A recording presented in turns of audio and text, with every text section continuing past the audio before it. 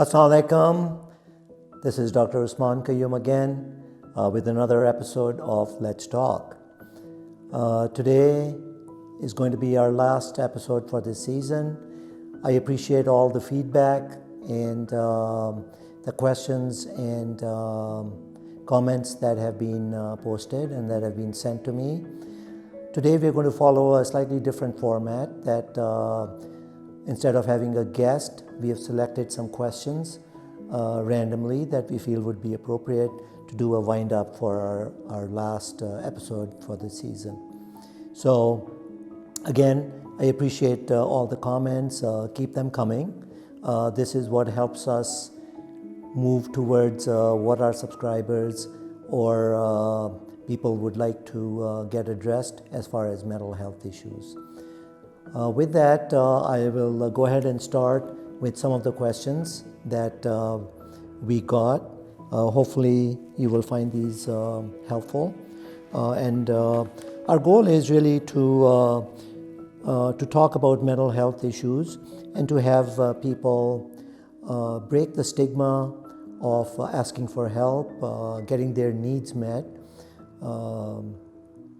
because it is important. Just as we focus on our physical health, I think it is essential that we focus on our mental health. You cannot have one without the other. Our first question for the day is from Hiba from Islamabad. I feel a constant need to impress others and worry about their opinions. How do I stop thinking of what others say? Thank you, Hiba, for this question. It seems like a simple question, but it's really not, because it brings up the whole issue about our own self, who we are, what defines us, how we perceive ourselves, how others perceive ourselves. And more importantly, you had mentioned, how do I stop thinking of what others say? A simplistic answer would be, why should you care what others say? But the point is, we don't live in a vacuum. We live in the context of our interpersonal relationships. We are constantly judging ourselves against others. Others are judging us. In the same perspective you're being judged, I think you are judging people, not necessarily in a bad way, but that is what human existence is all about. So coming back to your question, what I would suggest is that instead of worrying about what others are thinking, I think you have to take a step back, be introspective, and look at how you feel about yourself. Because it really comes down to your own sense of self, your self-esteem. How you feel yourself is going to be a mirror of how other people see you. If you are comfortable within yourself, if you are confident within yourself, if you feel a sense of fulfillment in your life, this will be portrayed onto others who will feel almost they will reflect those back on you.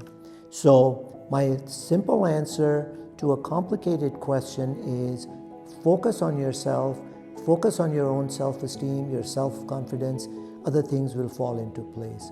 However, saying that, I think I would like to mention an important aspect of, in addition to the fact that our self-esteem, our self-confidence is not only a product of our own upbringing, our own relationships, our own experiences, we are constantly examining and assessing ourselves in context of others. Now we have a third perspective, and that is through the social media. Unfortunately, a lot of younger people, their self-esteem and self-image is tied into how they are being perceived in social media. So I think you have to be very careful in how you internalize what if you are using social media and how much of that is being is playing into your determination of your own self. I hope this is helpful. I know it's a complicated question that you have brought up. However, if you really do feel that you're not getting anywhere, talk to a professional and they can help and guide you through this. The next question is Ali from Karachi. I have insomnia and have trouble falling asleep. My mind wanders and I constantly think about things. You could say I am an overthinker. How can I control that? Ali, I think you brought up an important issue. In this day and age, there's a lot of us that feel stressed, that are not sleeping for whatever reason. So before we kind of get into answering your question, let me talk about what could be the common reasons for not sleeping, overthinking. It could certainly be job stressors, it could be financial stressors, it could be interpersonal relationship issues. It could be the fact that are you physically taking care of yourself? Is your nutrition, diet, exercise good? Are you spending enough time to eat well? Are you eating at 11 at night and then trying to go to bed at 11:30 or 12? Are you working on your computer? Are you on the phone till 1 in the morning or 12 at night and then trying to go to sleep? Keep in mind the body, the mind is a finely tuned machine. It has to work correctly. It is your responsibility to make sure that things are done at the right time. So look at basic sleep hygiene. Look at if you're taking care of other aspects of things in your life, diet, nutrition, exercise. Try to identify the stressors in your life. As far as overthinking, I can tell you a few things that you can do that may help you. One is what we call sleep hygiene. Set a routine. Try to go to bed around the same time every night. Before you go to bed, about an hour or a half hour before you go to bed, set up a routine. Take a warm shower, take a glass of milk if you're used to relaxing, doing some meditation, watch television. Do not read or work in bed. Do not take your laptop to bed. Use the bed only to sleep. So your body needs to get cues from you that you need to wind down and you need to be ready for sleep. Stay away from your phone for the last hour before you go to bed. So these are simple but very efficient things that you can do to help you sleep and also train your mind to not overthink. I hope you find that helpful. The next question is from Fatima from Lahore. I feel I have anxiety issues and my close ones do not seem to understand when I get panic attacks or anxious on certain points that trigger it. I don't know how to manage my anxiety, so I prefer alienating myself. Fatima, I think you've brought up the issue of anxiety, panic, which is very common. Unfortunately, there's millions of people the world over that suffer from anxiety, from panic attacks, or different forms of anxiety. Sometimes we feel OCD, or what we call obsessive compulsive disorder, social anxiety, are all on the same spectrum. Before we get into what can you do to help and manage your anxiety, I think we should talk about what are the different factors that can cause anxiety and panic disorders. There's obviously situational stressors, there's biological factors, there's genetic factors. Let me touch on a few of these. Situational stressors can be if you're not taking care of yourself, if you're not eating well, if you're not sleeping well, if you're not exercising, if you're not spending enough time to relax, to find some joy and happiness in your life, if you're not finding enough balance in your life, all of those can lead to stress, which can cause anxiety and panic attacks. Some of the biological factors which need to be addressed when people talk about anxiety or panic is, are there any biological or medical factors that may be causing anxiety or panic? Among the most common can be if you have thyroid disease, either high thyroid or low thyroid. If you're anemic, that can also cause anxiety. other medical issues, congestive cardiac failure, which are severe conditions, are associated with very high levels of anxiety. So if you haven't already done that, I strongly recommend that every one of us should at least once a year see a regular doctor, talk to them, get yourself examined, and these issues specifically need to be addressed. The third is whether there's a genetic or a family predisposition. We are finding in psychiatry and mental health that just like high blood pressure and diabetes can run in families, so can anxiety disorders, panic disorders. So check with your family to see if there is any issues with anxiety and panic.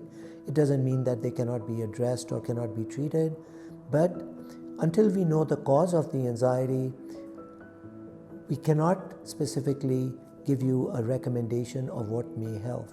However, there are some general recommendations that may help with anxiety. And with panic attacks, again, nutrition, diet, exercise, learn to meditate. YouTube has some excellent 3 to 5 minute meditations. Breathing techniques can help you learn to relax, learn to manage anxiety.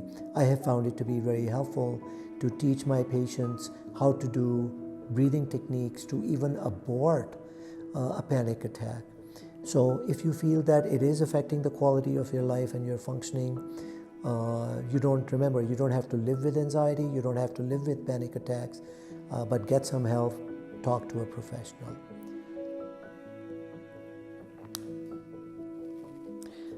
Rabia from Kashmir. I feel stuck and indecisive. Sometimes I don't even feel anything, and that affects my relationships and work. I want to feel again and seem to be emotionless. Rabia, I'm sorry to hear that.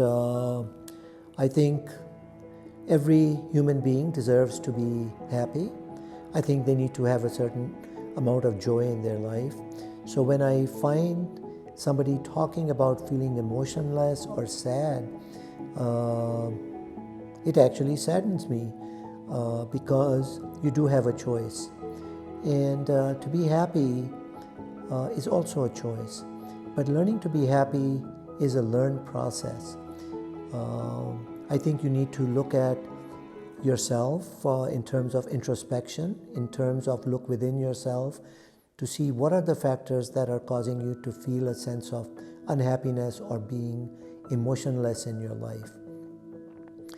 If you can identify those can be addressed.